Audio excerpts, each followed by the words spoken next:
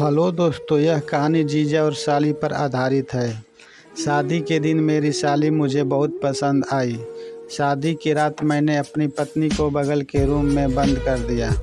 सभी लोग मेरी पत्नी को ढूंढने लगे।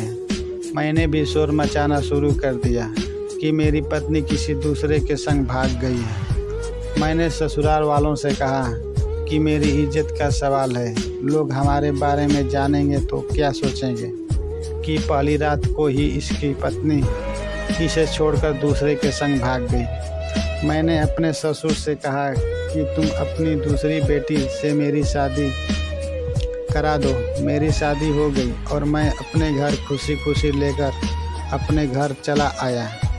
जब मैं खुशी खुशी उसके कमरे में गया सुहाग रात के दिन, जब मैं देखा तो मेरे पैरों तले ज़मीन खिसक गई, क्योंकि शादी से लेकर आज तक मैं अपनी पत्नी को कभी छुआ भी नहीं था। तो मैं बाप कैसे बन गया। मैं उसे बहुत प्यार करता था। मैंने उससे ऐसी उम्मीद नहीं रखी थी। हम लोग कुछ समय बात की और फिर सो गए। सुबह होते ही ऑफिस के लिए चला गया। जब मैं ऑफिस से घर आया तो मैंने यह बात किसी को नहीं बताया, क्योंकि मुझे बहुत शर्मिंदगी महसूस होने लगा और मैं सबकी नज़रों से गिर जाने के डर से मैं किसी से बात नहीं बताया था।